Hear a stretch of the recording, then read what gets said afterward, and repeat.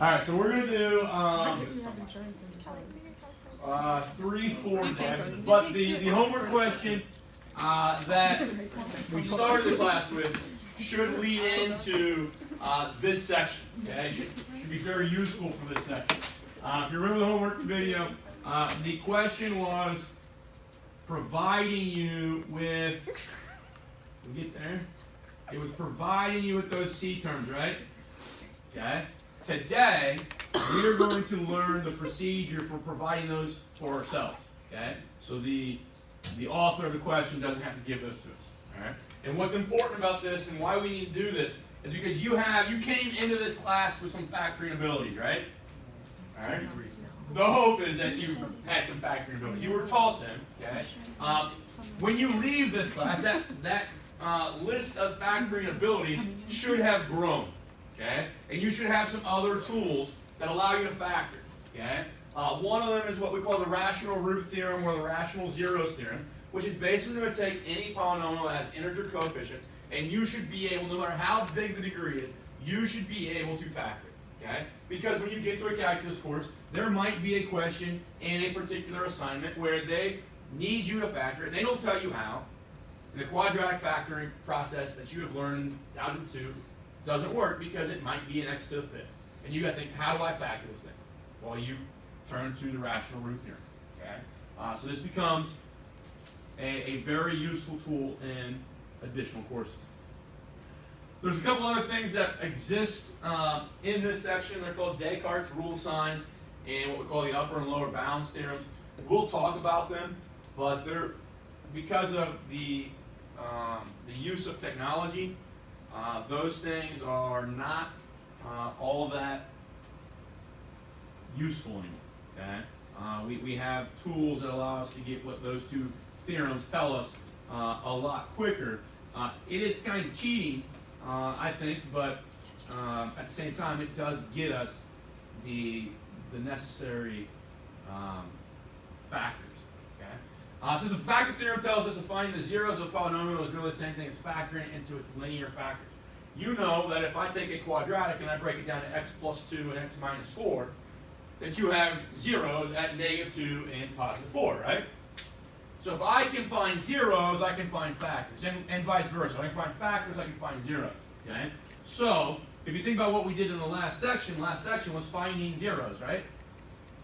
Well, we're going to use that idea to help us find factors. Okay? We talk about rational zeros of polynomials. Rational just meaning that it's going to be on the real number line. It's not going to be imaginary, and it's not going to be irrational. It's not going to be like I or E or anything like that. Okay? You're going to get whole numbers, integers, or fractions. Now they might be ugly fractions, but they're going to be fractions. Okay? So to maybe help recognize what we're doing here, okay, is to look at the polynomial p of x equals x minus 2, x minus 3, x plus 4, the product of those. Look at it in factored form, and then expand it, and look at it in expanded form. Okay? If I look at these factors, I get a 0 of 2, 3, and -4, right? Okay? 2, 3, and -4. Well, if I multiply those, really the -2, the -3, and the +4, if I multiply those together, what do you get? You get the 24, which was the constant right there in the expanded form, right? And ultimately, that's really always going to happen when we see a polynomial. Okay? Now, there might be, we're going to adjust a little bit because that really only works when the a coefficient here is 1. The a coefficient might change to a 2 or a 3 at some point. So the term, the coefficient, that's with x cubed. But the idea that those zeros are factors of your constant term is pretty important for what we want to do. Okay?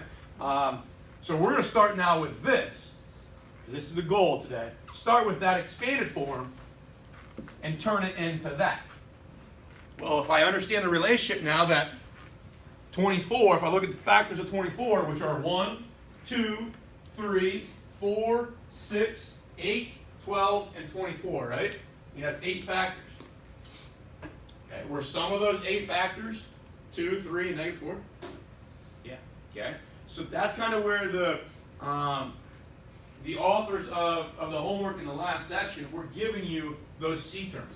They knew this relationship and said, okay, we're going to start you with a couple C terms that we already know are going to be zeros. Can you go ahead and show the work to get them and to prove that they're zeros? Now, we're just going to start with a polynomial, and they're going to ask us factor it, okay? But the first thing we have to do is look at the factors of this guy right here, okay? And really, we have to look at the factors of 1 as well over here, and that's brought up and that's discussed in the next slide why we've got to do that. All right, so this is the rational zeros theorem is what a lot of textbooks call it. A lot of textbooks also call it the rational root theorem, okay? Roots and zeros, we talk about those being synonyms, right? Okay, meaning the same thing. It says if the polynomial p of x is equal to your generic polynomial, and it has integer coefficients where a sub n is not 0 and a sub 0 is not 0, okay? So if a sub 0 is 0, okay, that really means that we can look at our polynomial and factor out an x, okay, and break our polynomial down by one more factor, right? Does that make sense? So if, let's see if I got a eraser here. The reason they make that argument, I think a lot of times people look, when we're reading a theorem like this, we look over those things, don't pay a whole lot of attention to them. But if I had, like, p of x is equal to x to the 4th plus 3x cubed plus 4x squared plus, let's go, 10x, okay? Right now, because my a sub n, my constant term is plus 0, right? They're saying that in using the rational zero theorem, you don't want that, okay? Because we need that constant term to find the factors. Does that make sense? But if I look at this, can I rearrange this as take an x out of everything, get x cubed plus 3x squared plus 4x plus 10. Does that make sense? And now I could use the rational zeros theorem with just what's inside those parentheses. Okay? So that's what they say, that this last term cannot be 0. And if the first term is 0, if a sub n's coefficient is 0, we're down to x cubed, right? We can still do the rational zeros theorem with x cubed or 3x cubed plus 4x squared plus 10x. But they're just saying that, you know, if that was 0 and that was 0 and that was 0 and that was 0, you really have nothing. Okay, so it's important to have those remarks there. And we're looking at integer coefficients, so we're not going to have like a fraction here as an a term or a fraction as a b term or anything like that. Okay, there's not going to be any square roots or anything like that as our coefficients. But what it says, okay, if those criteria are met, we should be able to really factor any polynomial with integer coefficients. Okay, it says that they introduce two terms. They say p and q here. Okay, it says p and q are the integer factors of a sub 0 and a sub n. Okay, so p is a factor of your constant, and q is the factor of your leading coefficient. Okay, now when we do this, the larger those numbers become, the larger your constant becomes, and the larger your a term becomes, your leading coefficient, the more possible zeros you have. Okay, what the rational root theorem says, what the rational zeros theorem says, if we read that, it says then every rational zero of p is of the form p over q. Okay, that doesn't mean that every zero is p over q. Does that make sense? It just means that when I find a zero, it's going to have that nature. It's going to have that p over q principle, okay, or characteristic. Does that make sense? So we can use that to help us. It's not saying that this is going to provide all of our zeros, okay? But what it is saying is that if you have zeros, they're going to be p over q. Okay, they're going to have that relationship. We will go through some additional theorems that, okay, we know some, you know, like a quadratic. We know that doesn't always cross the x-axis, right? Doesn't always have zeros. So every even function, every even polynomial of even degree could potentially have that situation. I've got a fourth degree polynomial that never crosses the x-axis, right? Any odd one is going to have at least one zero, okay? But any even one doesn't have to cross the x-axis. So this would not provide me any zeros because there are no real zeros. There are no rational zeros. They're all imaginary. And so we'll go through a process that teaches us how to do that as well. But this is going to give us kind of a starting point, okay? Ultimately, what I like to think about is that when we do this P over Q, when we find P over Q values, we are finding our possible zeros, okay? We're not finding a zero. Okay? The list that we make is not all of our zeros, okay? It's just the ones that could potentially be zeros. So, start off with kind of an easy one here. This is P. Okay, I guess that's not P, but P is the factors of that. So what are the factors of 2? Yeah, 1 and 2, right? Now the only thing here is that we want to use positive and negative. Okay?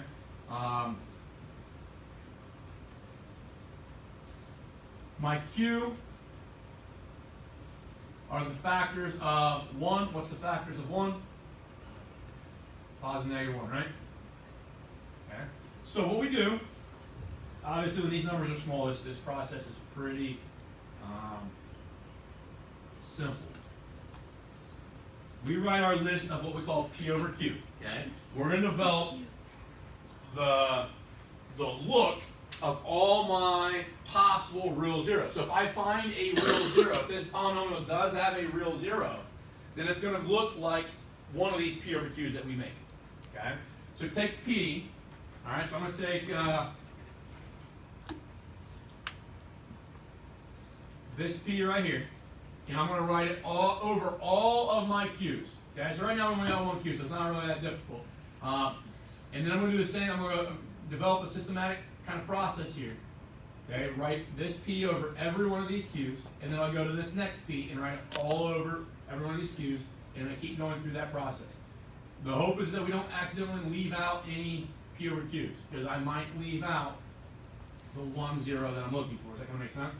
You want to be very systematic about how you do this. If I look at the P value of 1, so plus or minus 1, and then a Q value of 1. All right, so we get 4 signs there, plus or minus up top, plus or minus on the bottom, right? If I have positive 1 over positive 1, what's that give me? 1, and it's positive, right? If I have negative 1 over positive 1, what's that give me? Negative 1. If I have negative 1 over positive 1, what's that give me? Negative 1. If I have negative 1 over negative 1, what's that give me? Positive 1, right? So really the only thing you told me that I'm getting from this is positive 1 or negative 1, right? So you don't need the plus or minus in both numerator and denominator. You just put it out front. But now I'm going to go plus or minus 2 all over my Q's. Plus or minus 2 over 1. All right, and what this tells us then is that if you indeed have zeros, if this thing crosses the x-axis, which it's a cubic, it's odd, so we know it's going to have to, okay? Then it's going to do that at either plus 1 or negative 1, or plus 2 or negative 2. Does that make sense? Okay? And because it's a cubic, it could potentially do that 2 times, okay? You could have all other ways of a cubic look like. Okay, cubics could look like this, right? So you could have multiplicity of 3. You could have something that looks like maybe the one we did in our homework looks like that. So you have a multiplicity of 2 and a multiplicity of 1 there. Or you could have a cubic that does this. So you have those 3 zeros there, right? Okay, so that's kind of in my mind what I'm thinking about when I look at that polynomial. Now we're going to try to break this thing down to figure out which one of those we have. So we're going to use what we talked about yesterday. These are those C terms ultimately that the author of WebAssign was giving us yesterday in our homework. Okay, we're going to use P of X being 1, 0, negative 3, and 2. We're going to put synthetic division in here. Okay, and we're going to just start choosing P over Q values. Okay. We've got choice of positive 1, negative 1. We've got choice of positive 1, negative 2. Okay? I'm going to try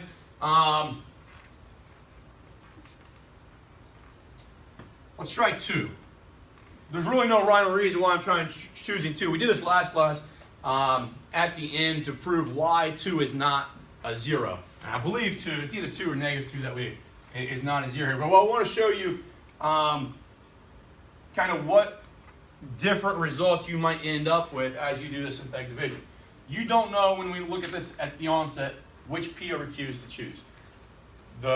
Tomorrow we'll talk about Rene, they're called, his name's Rene Descartes, but Descartes' rule of sign, and then the sign change theorems, and they will allow us to kind of maybe pick out better choices to start with. I'm just going to randomly choose 2. Do my synthetic division.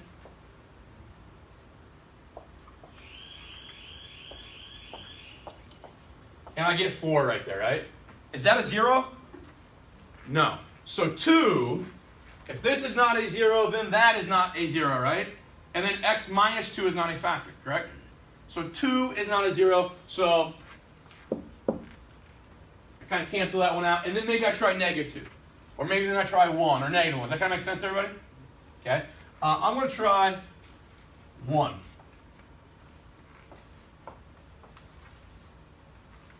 Okay. Bring my 1 down, multiply, bring my 1 down, multiply, bring my -2 down, multiply, gives me 0, right? So what that tells me right now, that 1 is a 0, so x minus 1 is a factor, right? Okay.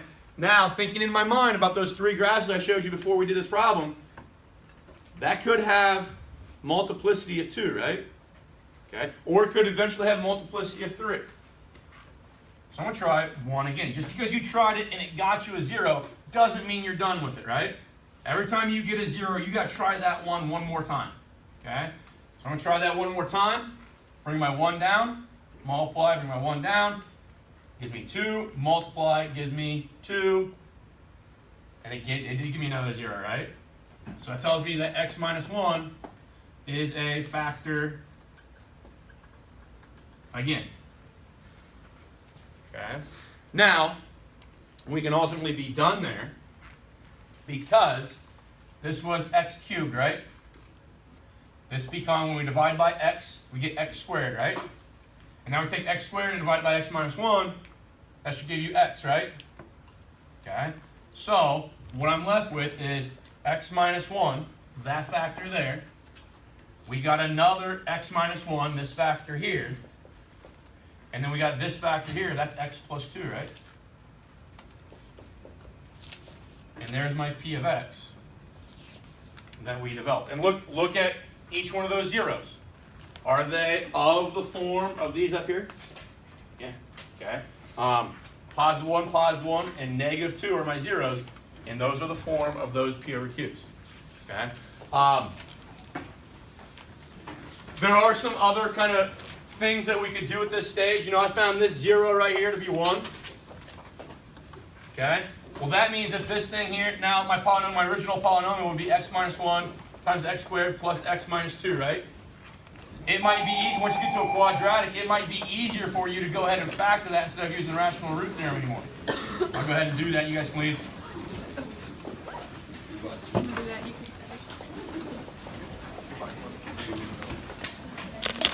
Oh, I moved it, Faye. I'm sorry.